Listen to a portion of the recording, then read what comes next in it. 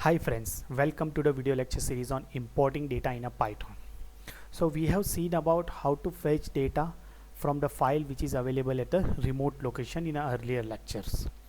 Now we are going to see how we can fetch the data from some open public remote API with the help of Python library.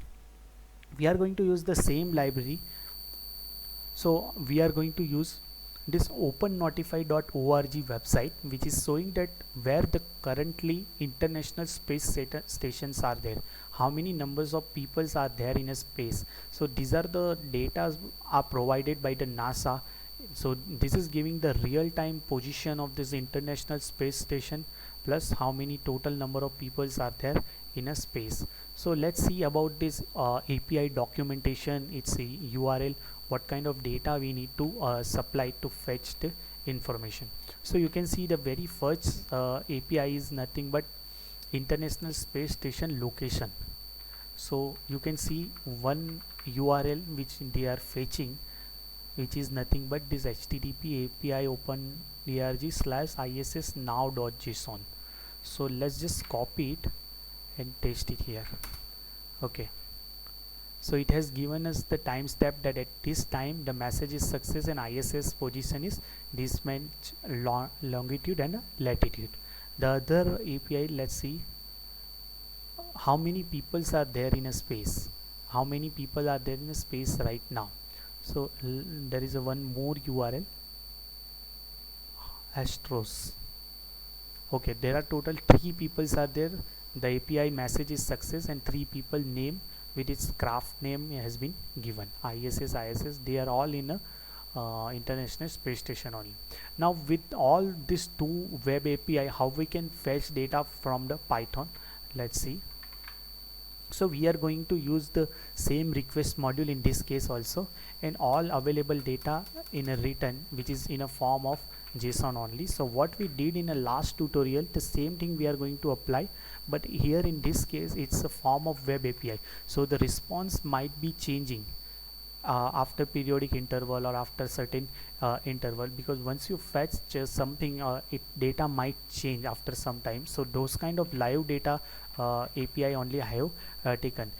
It not necessary that every time that response hit, that depends on the kind of data, kind of API, and who is providing those data. In our earlier all those URL, you can see mostly those datas are constant, but in this case the data will change. So I have already listed these two URL. First one is fetching the space location, and another one is fetching for the Astros location. So let's just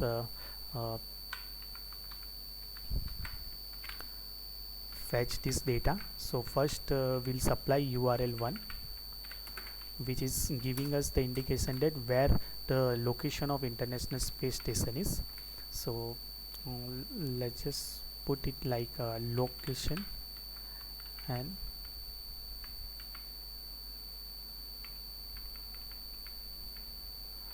loc.json. So let's just run it. Okay, so it has fetched successfully this ISS position, longitude and latitude is this one, and messages and the timestamp when this latitude and longitude was there. Now let's say we'll just assign it to the loc1, and we want to extract the particular data like loc1 slash we want to fetch the latitude, let's say. So latitude is inside the tag ISS position, so ISS underscore position, and another tag is which is inside the hierarchical manner of this ISS position. Inside that there is a latitude. So okay, so 28.7490 it has given us. That is a perfectly alright with our earlier full data. So that way we can extract the individual component of this JSON data. Now let's just run another API. So we'll supply the second URL and we'll assign it to the Astro. Let's supply Astro1 and Astro.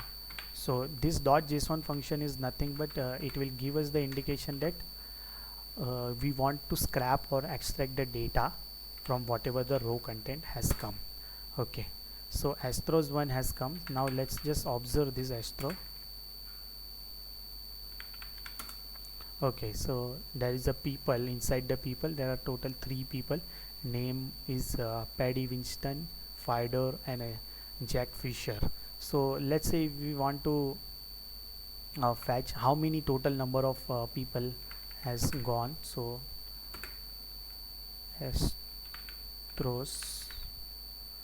Astro 1 slash number. Okay, so total 3 people. So this way we can extract data from the different public web API.